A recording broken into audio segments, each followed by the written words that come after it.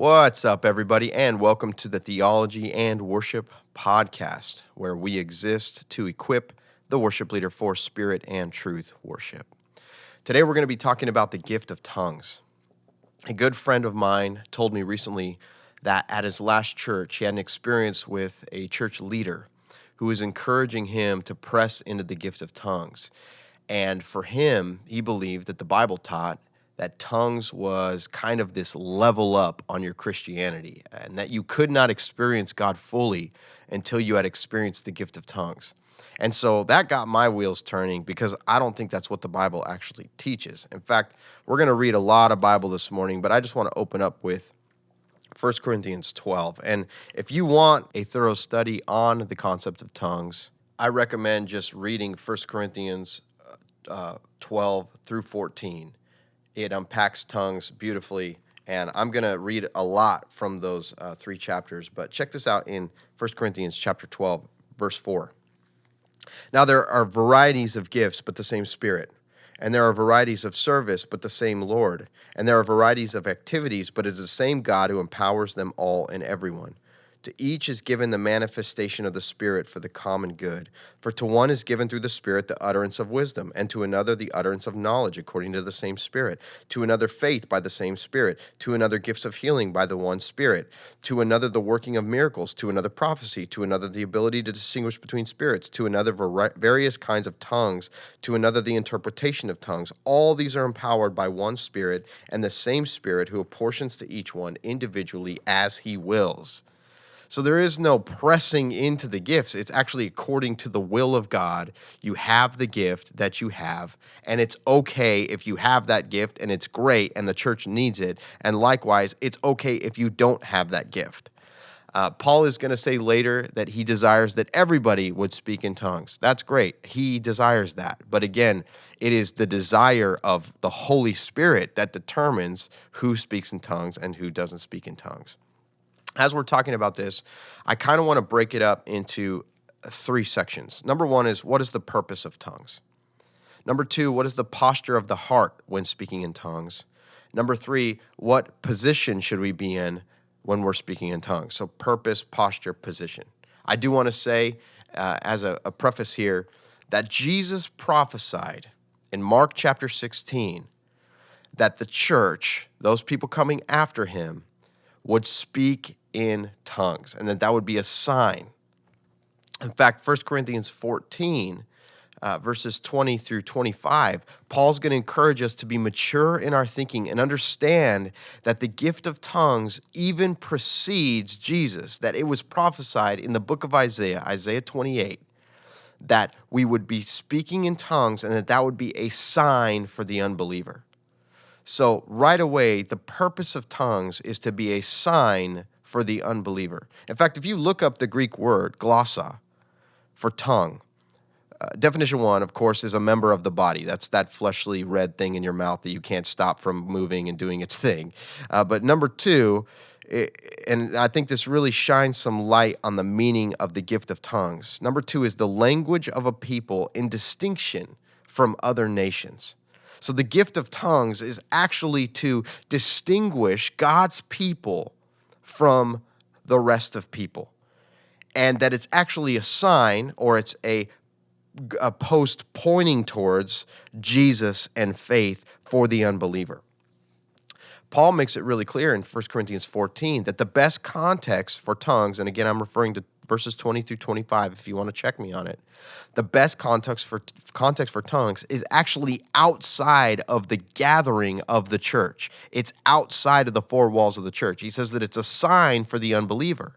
And when an unbeliever comes into our context, and if everybody is speaking in tongues, won't that unbeliever say, y'all are out of your minds? That's almost a direct translation, by the way. Y'all are out of your minds. But if we speak in prophecy, now prophecy is the word of God spoken into our modern context or our future reality. That's what prophecy is. And Paul's going to begin to kind of make this distinction between tongues and prophecy. Tongues is something that edifies myself, while prophecy edifies the body. He's saying that when you're in the context of the gathering of the church, it should be prophecy that's highlighted. It should be the speaking of the word of truth into our context or into our future reality. That's what should be happening within the four walls of the church. In contrast, the gift of tongues should not be exercised primarily within the gathering of the church. Check me on that. That's what 1 Corinthians 14 says. So the purpose of tongues is to distinguish the church from other nations. I want to get into the heart posture of tongues, and I'm going to start here in 1 Corinthians chapter 14, verse 1 through 5. And you guys know, of course, that 1 Corinthians 14 comes after 1 Corinthians 13, the love chapter. And the love chapter actually starts with, if I speak with the tongue of men or angels, but have not love, I am just noise. So automatically you see that the heart posture of tongues needs to be love. It needs to be the desire to build up others. So 1 Corinthians 14, verse 1, pursue love and earnestly desire the spiritual gifts, especially that you may prophesy. For one who speaks in a tongue speaks not to men but to God, for no one understands him, but he utters mysteries in the Spirit. On the other hand, the one who prophesies speaks to people for their upbuilding and encouragement and consolation. The one who speaks in a tongue builds up himself, but the one who prophesies builds up the church. Now I want you all to speak in tongues, but even more to prophesy. For one who prophesies is greater than the one who speaks in tongues, unless someone interprets, that the church may be built up. The purpose of the tongue is for the upbuilding of ourselves and is a sign to unbelievers. The posture of the heart needs to be seeking to build up the church, the people around you, to encourage them, to speak life into them. I want to read here again in 1 Corinthians 14, verse 12, says this: So, with yourselves, since you are eager for the manifestations of the Spirit, strive to excel in building up the church.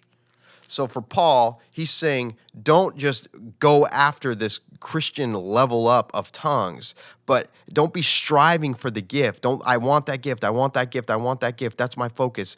But he wants you to actually redirect your focus on, instead of that, saying, how can I best build up the church? How can I best strengthen and edify? And I love the word build up, because it really communicates that we're supporting the church. We're making it stronger at its foundation. And as we add layer by layer, brick by brick, it's strength and wisdom. He wants us to change our heart posture to striving not for the gift, but striving to excel in building up the church. Again, in verse 19, he says, nevertheless, in church, I would rather speak 5 words with my mind in order to instruct others than 10,000 words in a tongue. The posture of our heart needs to be that wants to build up the church. Okay, so when do we do it? How do we do it? What's the position of speaking in tongues? Let's go to 1 Corinthians 14, verse 26. What then, brothers? When you come together, each has a hymn, a lesson, a revelation, a tongue, or an interpretation. Let all things be done for building up. If any speak in a tongue, let there be only 2 or 3 at most, but each in turn, and let someone interpret. But if there is no one to interpret, let each of them keep silent in church and speak to himself and to God. Let 2 or 3 prophets speak, and let the others weigh what is said.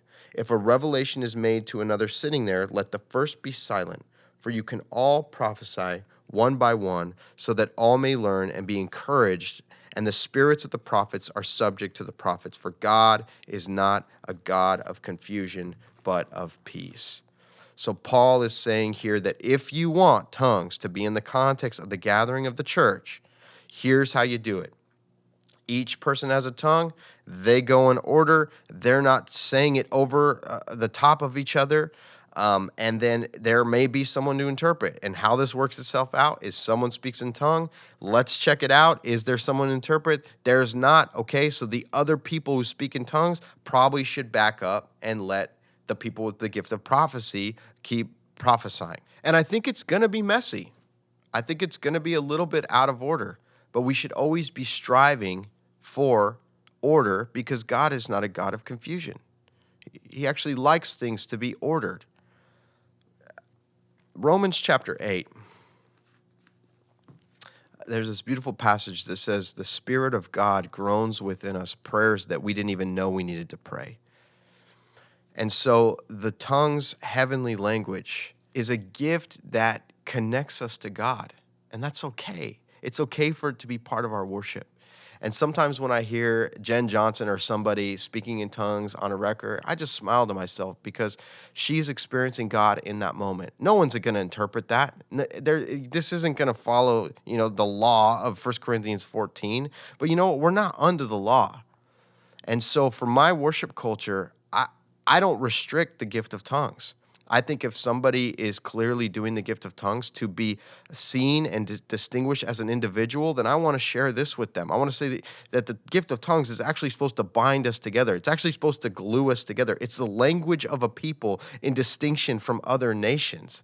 And I want to share that it's a sign for the unbeliever. Unbelievers hear the gift of tongues in the right context and not in a way that's confusing, and they actually want to know more about this God that we serve. There's something real and tangible, and there's affections that are flowing, and I don't want to ever diminish that. And so the purpose of tongues is to distinguish us from other nations. The posture needs to be for the building up and edifying of the church, and the position that we need to be in is one that's organized and that is seeking first the heart of God.